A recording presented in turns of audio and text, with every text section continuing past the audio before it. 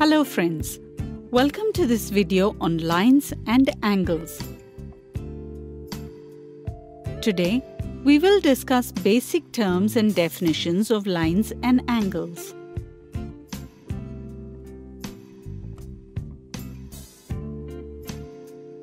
We are surrounded by a wide variety of objects, and the formation of any object or any shape is not possible without the knowledge of lines and angles. Let's start this session with lines. As we know, lines look somewhat like this. We represent it by AB, PQ, MN, and sometimes by small letters L, M and N also. Lines are always straight. We can say that it has no width. This sign of an arrow reflects that it can be extended infinitely in both directions. Let's take these two lines, AB and MN. In how many ways do you think we can draw them? Friends, we can draw them in two different ways. First is that both of them intersect each other, somewhat like this. Here, point C is their point of intersection. That is why they're called intersecting lines. And second, that which do not intersect each other. That is, they are parallel to each other. The length of the common perpendicular on the different points of these two parallel lines will be the same.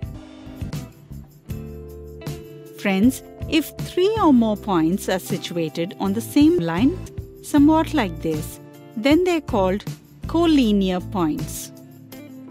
If they are not on the same line, they are called non-collinear points.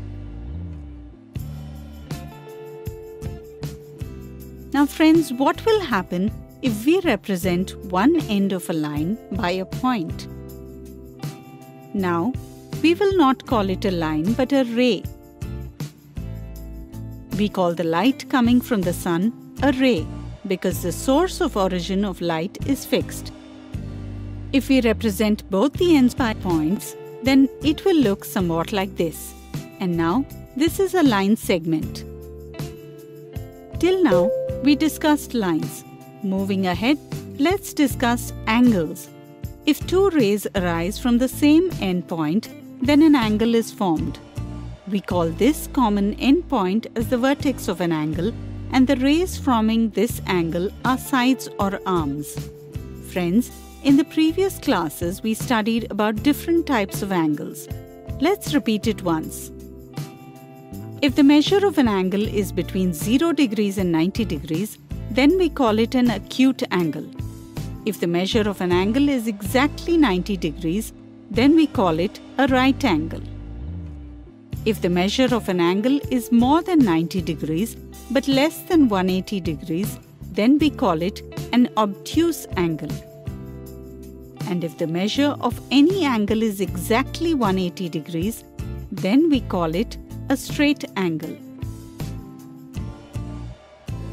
If the measure of any angle is more than 180 degrees but less than 360 degrees, then we call it a reflex angle.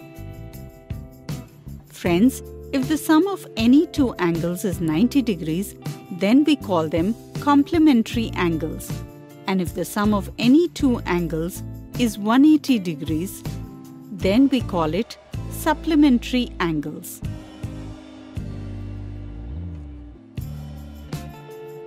Let's move ahead. Friends, if two angles have a common vertex, a common arm, and their non-common arms are on different sides of the common arm, then we call such angles as adjacent angles.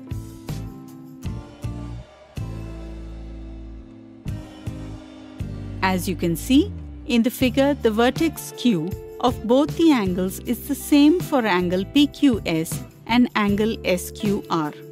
And the arm QS is the common arm. And both these sides, PQ and QR, are in the opposite direction of the arm QS. That is why we can say that angle PQS and angle SQR are adjacent angles.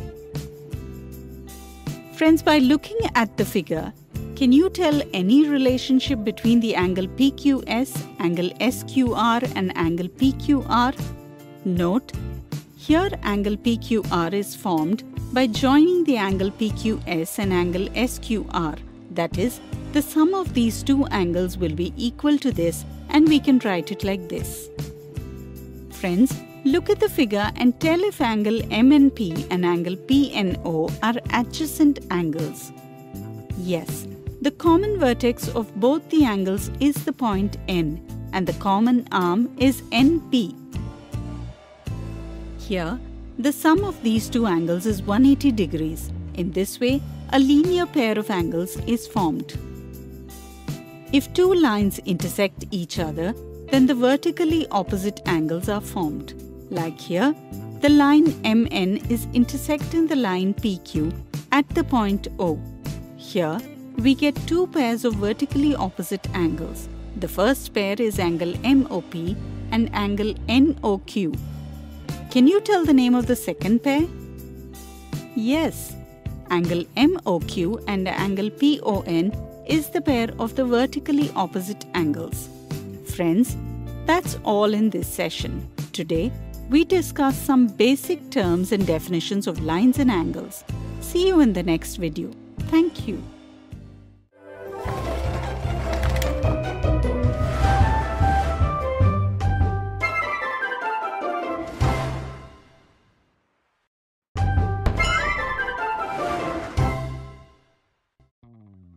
Hello friends, welcome to this video on lines and angles.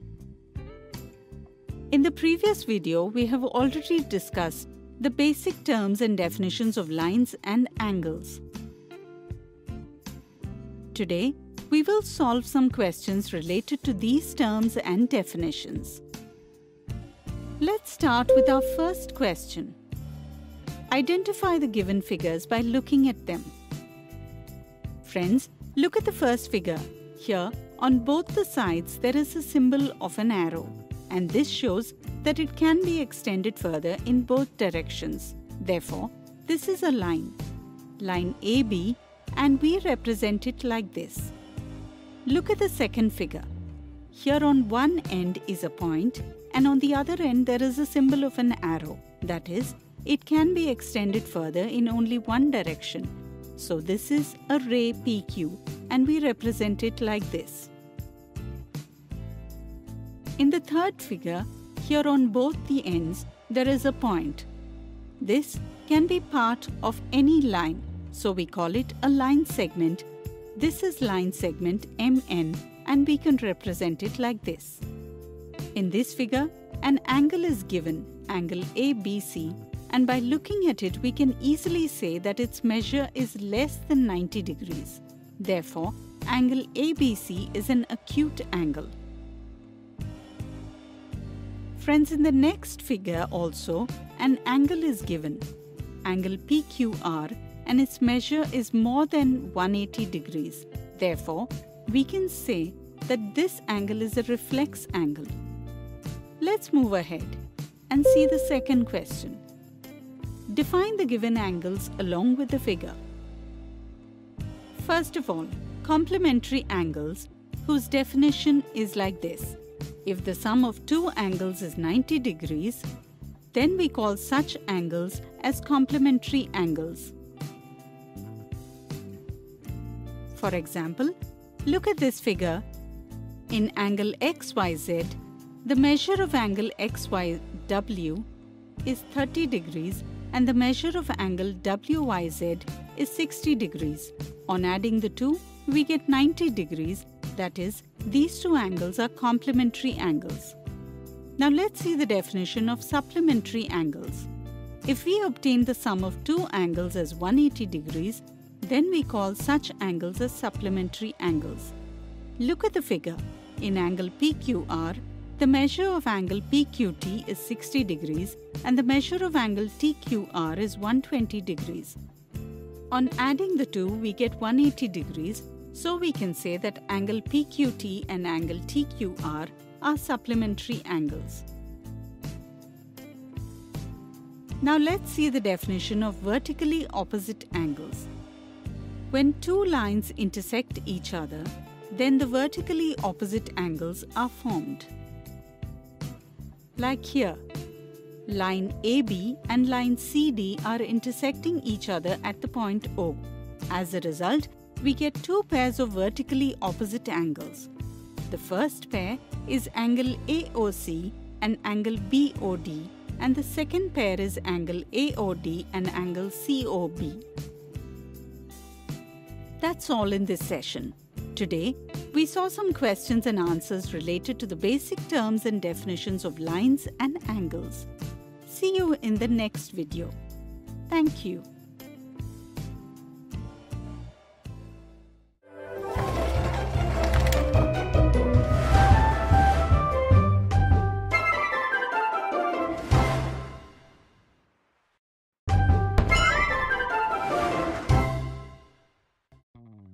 Hello friends, welcome to this video on lines and angles. Today we will discuss some facts related to basic terms and definitions of lines and angles. Let's start with a question. State if the angles given in the figures are vertically opposite angles. No. If you are thinking that angle MNO and angle PNQ and angle MNP, angle QNO are pairs of vertically opposite angles, then you are wrong, because they are not vertically opposite angles. We get vertically opposite angles when two lines intersect each other in this way. Look at the figure carefully. Here, two lines are not intersecting each other. These are two rays, ray PN and ray NO, which arise from the point N. The position of these two rays is such that we are not getting PN as a straight line. Therefore, these angles will not be vertically opposite angles. Let's move forward to our second question. Look at the figure and state if these two angles are adjacent angles. No. In the given figure, look at these two angles carefully. These two angles have a common side, but the vertex of these two angles is different. But according to the definition of the adjacent angles, it is necessary to have a common vertex of both the angles. Therefore, these are not adjacent angles. Now let's move ahead and see another question. There is an angle with a measure more than 90 degrees. State what type of angle this is. Will this be an acute angle? No, because the measure of an acute angle is less than 90 degrees. Friends, this will also not be a right angle because the measurement of a right angle is exactly 90 degrees. Then, is it an obtuse angle? According to the definition of an obtuse angle, if the measure of an angle is more than 90 degrees and less than 180 degrees, then it is called an obtuse angle. According to the given statement, if the measure of any angle is more than 90 degrees, then it can be an obtuse angle, but only if its measure is less than 180 degrees. But there is no such condition given in the statement. That is, its measure can be more than 180 degrees, and if this happens, then it will be a reflex angle. Friends, with this statement, we cannot specify the type of this angle. All we can say is that it will either be an obtuse or a reflex angle because the measure of both these angles is more than 90 degrees. That's all in this session. Today, we discussed some facts related to basic terms and definitions of lines and angles. See you in the next video. Thank you.